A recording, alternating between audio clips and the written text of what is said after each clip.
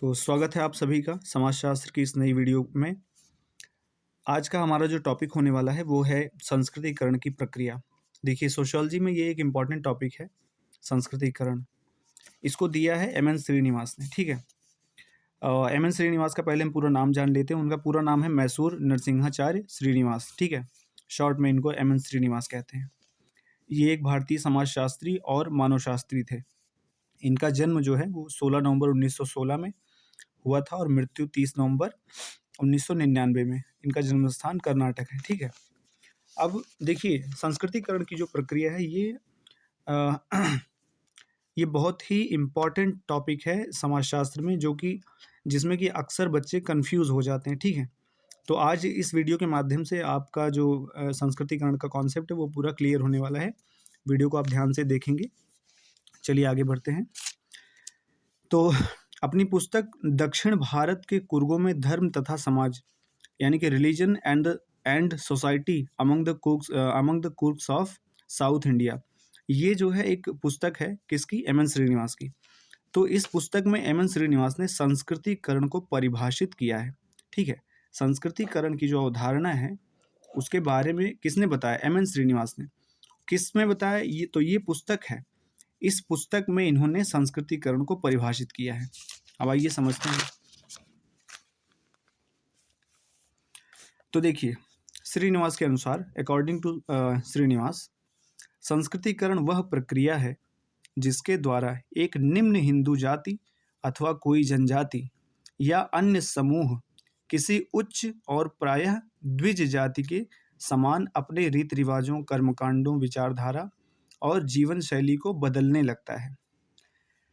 इसका मतलब संस्कृतिकरण एक ऐसी प्रक्रिया है जिसके माध्यम से कोई भी हिंदुओं में, चाहे वो कोई निम्न जाति हो, कोई जनजाति हो या कोई अन्य समूह हो, वो हिंदुओं में जो उच्च जातियां पाई जाती हैं और प्रायः द्विज जातियां। देखिए द्विज का मतलब होता है, द्विज से तात्पर्य है दो बार जन्म लेने वाले। तो हिंदुओं में दो बार द्विज जो है वो मुख्यतः ब्राह्मण और क्षत्रियों को कहा जाता है, ठीक है। और शायद कहीं कहीं वैश्यों को भी कहा जाता है। तो ब्राह्मण, क्षत्रिय, वैश्य, इन तीनों को जनरली जो है द्विज के नाम से हम जानते हैं। तो कोई भी निम्न हिंदू जाति जब इनके समान, ये जो द्विज हैं, इनके समान रीति रिवाजों, कर्मकांडों, विचारधारा और जीवन शैली को बदलने लगता है, तो उसी प्रक्रिया को हम कहते हैं संस्कृतिकरण, ठीक है। आगे देखेंगे। संस्कृतिकरण एक ऐसी प्रक्रिया है जो जाति संरचना में होने वाली गतिशीलता, ठीक है, गतिशीलता को स्पष्ट करती है। अब जाति संरचना, जाति से आप सभी लोग परिचित हैं, ठीक है। आगे देखेंगे। कुछ इंपॉर्टेंट फैक्ट्स हैं संस्कृतिकरण से संबंधित। तो वो ये है कि संस्कृतिकरण का संबंध निम्न जातियों द्वारा उच्च जातियों के सभी तरह के व्यवहारों का अनुकरण करने से नहीं है। ये इंपॉर्टेंट बात है कि उच्च जातियों का अनुकरण तो करना है, लेकिन हर तरीके का व्यवहार जो वो करते हैं उसको अपना लेना, ये संस्कृतिकरण की प्रक्रिया नहीं है। तो क्या है संस्कृतिकरण की प्रक्रिया? तो संस्कृतिकरण की प्रक्रिया का संबंध, संस्कृतिकरण का संबंध मूल रूप से उन कर्मकांडों अथवा व्यवहार के तरीकों का अनुकरण करने से है जो सांस्कृतिक रूप से किसी उच्च समूह की वृहत परंपराओं से संबंधित होते हैं। देखिए इंपॉर्टेंट बात है कि देखिए हर कोई काम वो जो करते हैं उनको करने से संस्कृतिकरण की प्रक्रिया नहीं होगी।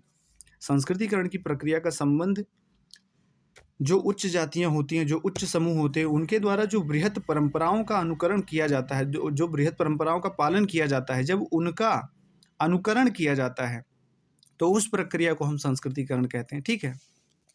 उदाहरण देखेंगे हम। एग्जाम्पल, पाप पुण्य, कर्म में विश्वास, संस्कारों की पूर्ति, माया और मोक्ष। देखिए संस्कार हिंदुओं में जैसे कि पता होगा आपको 16 संस्कार होते हैं, ठीक है। तो माया और मोक्ष आदि ऐसी अवधारणाएं हैं जिनका संबंध हिंदुओं की वृहत परंपराओं से है। जब एक निम्न सामाजिक स्थिति वाला समूह इन परंपराओं का अनुकरण करके अपनी जीवन शैली को बदलने लगता है, तब उसकी सामाजिक स्थिति पहले की तुलना में ऊंची हो जाती है। देखिए संस्कृतिकरण के माध्यम से कोई भी जो निम्न जाति होती है या जनजाति होती है, वो अपनी सामाजिक स्थिति को ऊंचा उठाना चाहती है, ठीक है, इसलिए वो ऐसा करती है। आगे, वृहत परंपराओं से संबंधित सांस्कृतिक विशेषताओं को अपनाने से पैदा होने वाली परिवर्तन की इसी प्रक्रिया का नाम संस्कृतिकरण है, ठीक है। आगे, संस्कृतिकरण की अवधारणा केवल निम्न जातियों द्वारा उच्च जातियों की सांस्कृतिक विशेषताओं के अनुकरण तक ही सीमित नहीं है। इसका कहने का मतलब ये है यहाँ पर कि संस्कृतिकरण का मतलब ये नहीं है कि सिर्फ निम्न जातियां ही जो है हिंदुओं की बृहत परंपराओं का अनुकरण करके अपनी स्थिति को ऊंचा उठाती हैं, बल्कि आगे देखेंगे, बल्कि भारत की अनेक जनजातियों में भी इस प्रक्रिया का एक स्पष्ट प्रभाव देखा जा सकता है। अब उदाहरण के लिए देखेंगे हम कि मध्य भारत की गोंड और उरांव जनजाति, तो ये भारत में पाई जाने वाली जनजातियां हैं, गोंड जनजाति, उरांव जनजाति और ये पश्चिमी भारत की भील जनजाति। तो मध्य भारत की गोंड जनजाति, उरांव जनजाति, पश्चिमी भारत की भील जनजाति तथा पहाड़ी क्षेत्र की अनेक जातियों ने हिंदू जीवन शैली की तरह बहुत से धार्मिक विश्वासों और कर्मकांडों को अपनाकर स्वयं को हिंदू जाति के रूप में घोषित करना आरंभ कर दिया। आगे, संस्कृतिकरण की प्रक्रिया के फलस्वरूप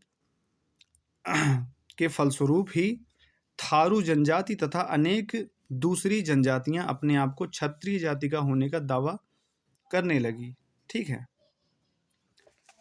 तो यानी कि संस्कृतिकरण की जो प्रक्रिया है वो जाति व्यवस्था के अंतर्गत गतिशीलता को स्पष्ट करती है, ठीक है। लेकिन इसमें जो है सिर्फ निम्न जातियां ही संस्कृतिकरण के माध्यम से अपनी स्थिति को ऊंचा नहीं उठाती, बल्कि जो जनजातियां हैं वो भी अपनी स्थिति को बदलती हैं, ठीक है। तो जिसमें कि गोंड जनजाति, उरांव जनजाति, भील जनजाति आदि आती हैं। तो ये थी संस्कृतिकरण की अवधारणा। आई होप आपको समझ में आई होगी। देखिए, वैसे ये टॉपिक काफ़ी बड़ा है अभी, तो आई होप यहाँ तक आप समझ गए होंगे कि मैं संस्कृतिकरण की प्रक्रिया क्या होती है। इसके आगे अगर आपको इससे संस्कृतिकरण से संबंधित एक लॉन्ग वीडियो चाहिए जिसमें कि इसकी विशेषताओं के बारे में हम बात करेंगे, इसके क्या क्या प्रभाव हैं समाज में, अगर इन सब के बारे में आपको डिटेल वीडियो चाहिए तो आप उसके लिए कमेंट कर सकते हैं। कमेंट में आप सिर्फ संस्कृतिकरण लिख देंगे तो मैं समझ जाऊँगा कि आपको लॉन्ग वीडियो चाहिए, मैं उस पर आपको लॉन्ग वीडियो बना के दे दूँगा। अगला वीडियो जो हमारा होने वाला है वो होने वाला है डोमिनेंट कास्ट का, यानी कि प्रभु जाति का, जिसके बारे में मैंने जो टॉपिक है डोमिनेंट कास्ट यानी कि प्रभु जाति का, वो कहीं ना कहीं संस्कृतिकरण की प्रक्रिया से जुड़ा हुआ है। तो अगला टॉपिक उसी पर होने वाला है, ठीक है। तब तक के लिए बने रहिए।